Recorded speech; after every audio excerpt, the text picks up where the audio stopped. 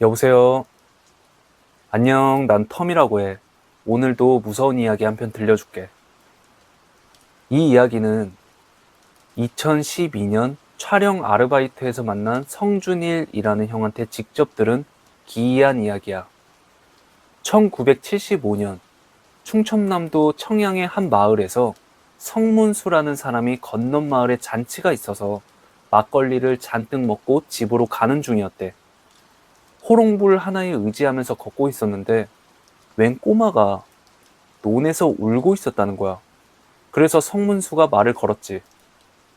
아가, 논바닥에서 왜 우는 거요? 아저씨, 새끼줄이 발에 엉켰는데 안 풀어져요. 그래서 성문수는 작업장에서 쓰는 칼로 새끼줄을 끊어줬는데 문제는 이 아이가 자꾸 쫓아오는 거였어.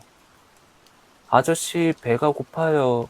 손에 든 음식 좀 주시면 안 돼요? 성문수는 집에 있는 아이들을 주려고 했는데 괜히 딱한 생각이 들어서 잔치집에서 받은 수육이랑 육전을 줬다고 해. 그걸 받은 아이는 엄청 개걸스럽게 먹었고 꽤 많은 양이었는데 혼자서 싹 비웠다고 하더라고. 그리고 성문수는 다 먹었으면 본인 집에 가서 자고 날이 밝으면 집으로 가라고 말을 하면서 아이의 손을 잡았는데 뭔가 좀 이상했대. 정자나무를 지나서 50m 정도를 걸으면 집이 나오는데 걸어도 제자리였다는 거야. 그리고 더 당황스러웠던 건 아이의 손이 얼음장처럼 차가웠다고 해. 성문수는 속으로 어린 것이 얼마나 추웠으면 이렇게 손이 차냐? 근데 집이 거의 다 도착한 것 같은데 왜 이렇게 안 나오지? 라고 생각하면서 걷는데 어느덧 동이 트고 있었고 이른 새벽부터 일을 나가는 지인이 아는 척을 했대. 아유, 준배 아버지, 이른 아침부터 어디 가는겨? 나 건너 마을에 잔치집에 갔다가 이제 오지. 그런데 손에 호미는 뭐여? 호미는 무슨 호미? 그리고 손을 봤는데 아이의 손이 있어야 할 손에 호미가 있었던 거야. 그제서야 뒷골이 서늘해져서 호미를 논에 던졌고 성문수의 어머니는 도깨비에 홀린 거라면서 걱정을 했대. 근데 이게 무슨 일일까? 술이 덜 깬 상태로 방앗간에 출근했는데 주문이 쏟아졌다고 하더라고. 청양은 물론이고 공주, 부여부터 해서 많은 사람들이 고춧가루, 참기름, 그리고 온갖 떡들을 주문했다고 해. 어머니랑 아내는 착한 도깨비를 만났다면서 수육이랑 막걸리를 가지고 가서 감사 인사를 하라고 했지. 성문수는 처음엔 거절했는데 이렇게 큰 수익을 태어나서 처음 경험해서 밤이 되자마자 논으로 갔다고 하더라고. 그렇게 칠흑같이 캄캄한 밤이 됐고 논바닥에 수육을 두고 막걸리를 뿌리려는데 뒤에서 누군가가 에헤이 아저씨, 그 비싼 술을 어디에 뿌리는 거예요? 라고 하길래 뒤를 돌아봤더니 1970년도에 갓을 쓴 젊은 남자가 갑자기 나타나서 성문수의 손목을 잡은 거야. 그런데 그 손이 너무 차가워서 도깨비라는 사실을 안 거지. 그리고 모습만 변해 있었지 아이였을 때 얼굴이 그대로였대. 그래서 자네 도깨비지? 도깨비 맞자녀? 라고 하니까 그건 뭐 알아서 생각하시고 앉아서 같이 들어요. 라고 말을 했는데 술과 고기를 혼자서 또 개걸스럽게 먹길래 그 모습을 지켜보기만 했다고 해. 그리고 도깨비와 성문수의 대화가 이어졌지. 아, 매번 아저씨한테 얻어먹으니까 미안하네. 사실 오늘은 얻어먹으려고 온 게 아니라 아저씨한테 할 말이 있어서요. 아저씨 첫째 있죠? 그 뭐라더라, 준배였나? 아니, 자네가 우리 장남 이름은 어떻게 하는겨? 그건 중요한 게 아니니까 일단 들어봐요. 준배가 말이에요. 지금 아주 못된 것한테 홀렸어요. 문제가 뭐냐면 내가 구해줄 수 없는 존재한테 홀린 거예요. 한마디로 아저씨가 구해야 한단 말이에요. 아니 그게 무슨 소리여. 우리 준배가 못된 것한테 홀렸다니.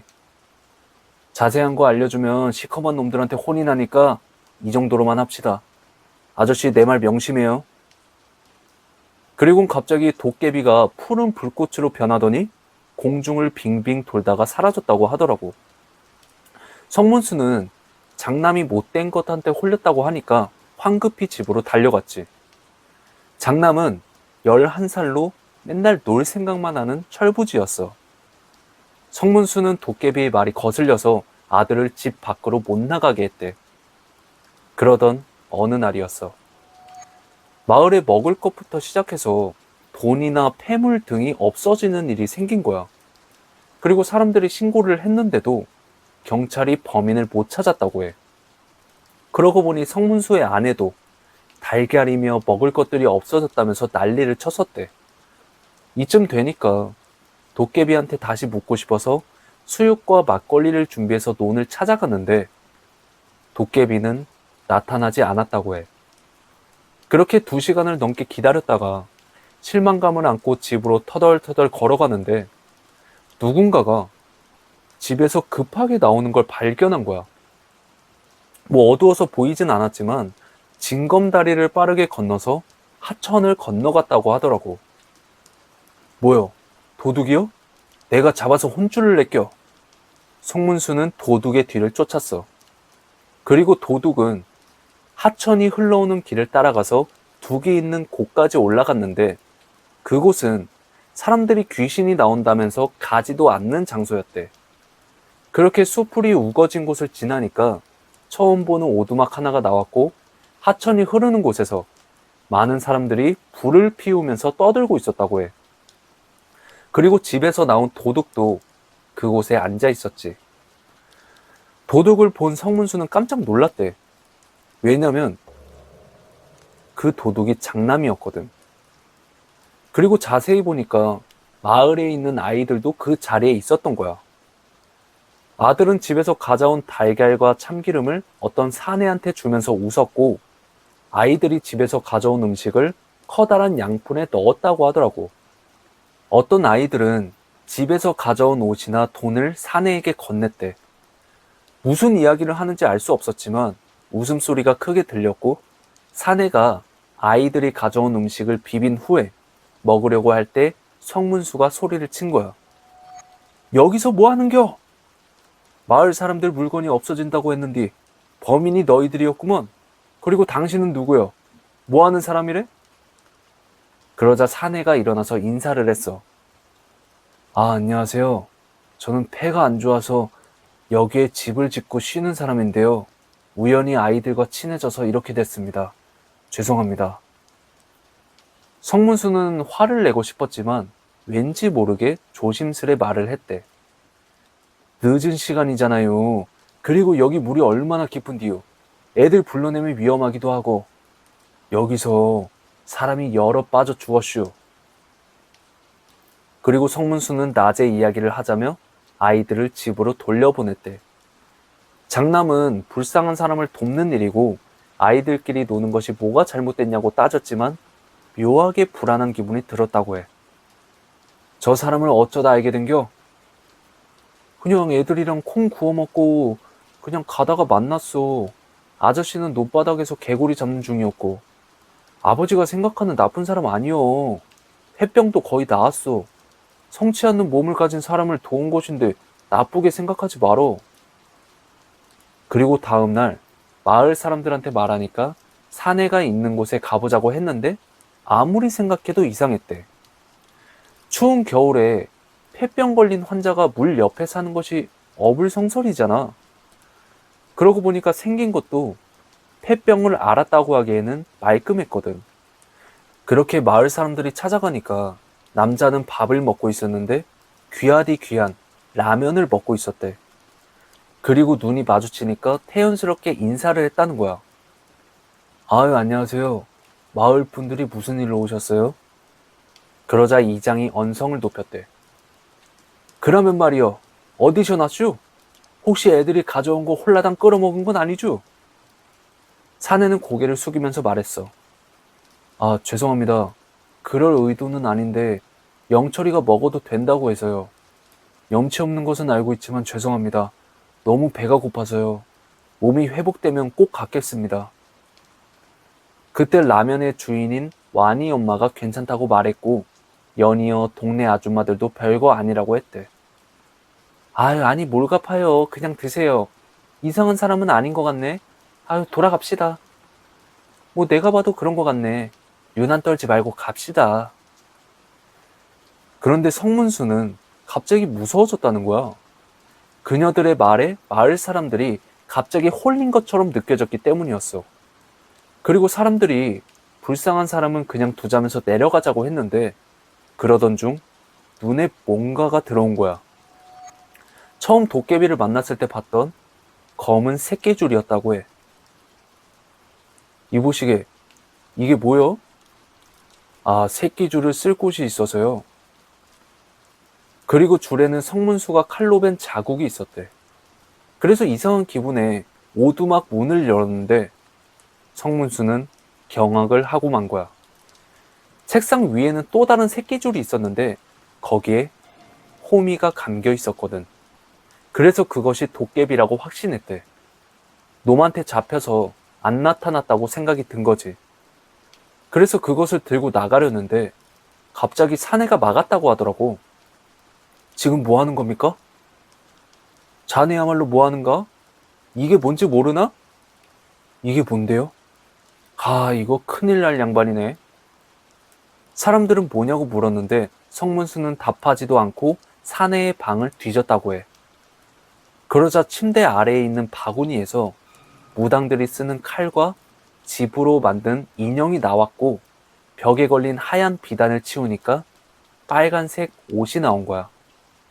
아주 못된 것이 아들을 노릴 거라는 도깨비의 말이 생각난 거지. 무속에 관한 것은 잘 모르지만 검은 새끼줄은 도깨비를 잡는 덫이 분명했어. 이게 무엇이요? 자네 무당이요? 무당이 여기는 왜 왔는가? 그렇게 성문수가 몰아붙이니까 그제서야 사람들도 이유를 물었고 사내는 호미를 빼앗으려는 행동을 멈추고 말했대. 아, 사실 저는 이 마을에 도깨비를 잡기 위해 온 무당입니다. 이 새끼줄은 도깨비를 잡기 위해 팥죽을 먹인 덫인데 인간에게는 백해무익한 물건입니다. 도깨비는 마을을 쑥대밭으로 만드는 존재이기에 잡아야 합니다. 지금 준배 아버님이 들고 계신 호미가 도깨비인데 최근에 제가 잡은 겁니다. 아니 그럼 도깨비를 잡았으면 마을을 떠날 것이지 아이들한테 왜 도둑질을 시켰대요? 사내는 억울한 표정을 지으면서 말을 했대. 아니 도깨비 잡으러 왔는데 돈이 없잖아요. 그리고 도둑질이 아니라 여유가 되면 갚으려고 했습니다. 만약 무당이 새끼줄을 써서 도깨비를 잡는다고 하면 사람들이 뭐라고 하겠어요? 저는 여러분을 도우려고 왔는데 이렇게 나오시면 곤란합니다. 그리고 이장이 착잡한 표정을 짓더니 입을 열었어. 어이 준배 아버지, 호미 돌려줘. 예? 어혀 돌려줘. 그 호미가 자네 거요? 호미를 주기 싫었지만 이장이 강제로 호미를 뺏어서 사내한테 줬다고 하더라고. 자네도 호미를 받았으니 이만 가봐. 다시는 이 마을에 오지 말게. 그렇게 무당은 짐을 챙긴 후 떠났고 이장은 오두막에 불을 붙였다고 해. 그렇게 성문수가 찝찝한 마음에 돌아오니까 어머니는 사내가 이상하다고 말을 했대. 보통 신발 떨어진 무당이 도깨비를 잡으려고 새끼줄에 팥죽을 먹이는 경우가 있다고 하더라고. 그 이야기를 들은 성문수는 뒤늦게 사내를 쫓았지만 이미 떠난 후였다고 해. 소동은 금방 잠잠해졌고 늦은 봄에 엄청난 비가 내렸는데 성문수의 방앗간에 벼락이 떨어진 거야. 뭐 다행히 다친 사람은 없었지만 지붕이 주저앉았고 성문수의 집에는 하천이 범람해서 물에 잠겼다고 하더라고. 성문수와 가족들은 어렵게 마을회관으로 대피했고 이런 적은 처음이라면서 하늘이 무심하다고 했지. 며칠 후 무너진 집을 고치러 마을 청년들이랑 향하고 있는데 몇몇이 이상한 말을 한 거야. 너네 들었어? 찬영이 형이 말이요. 읍내 갔다가 돌아오는 길에 묘지가 있는 언덕에서 무당이 칼을 들고 방방 뛰고 있었다는 겨. 그때부터 비가 조금씩 내리기 시작했는데 순식간에 폭우가 내렸다는 거 아니요? 참말이요? 근데 말이요, 찬영이 형이 그러는디 무당이 마을에 복수를 했다는 거요. 에이, 세상이 어떤 세상인데 그걸 믿어? 일이나 혀. 아니, 참말이라니까? 마을 사람 몇몇이 윤화 씨라는 유명한 무당한테 사내에 대해서 물었는디 그놈은 상종도 하면 안 될 무당이래. 도대체 정체가 뭔디 상종을 하지마? 어린아이들을 잡아서 제물로 바치는 놈이라나? 성문수는 믿고 싶지 않았는데 그 이야기를 들은 당일날 마을 회관에 있던 성문수의 장남이 사라졌다고 해. 다시 말해서 이 이야기를 들려준 성준일의 큰 아버지는 아직까지 나타나지 않은 거야. 여러분들이 어떻게 믿을지 모르겠지만 내가 들은 실제 이야기야. 오늘 이야기는 여기까지야. 좋아요랑 하이프 부탁하고 사연 제보는 이메일로 부탁할게. 그럼 다음 시간에 더 무서운 이야기로 찾아올게.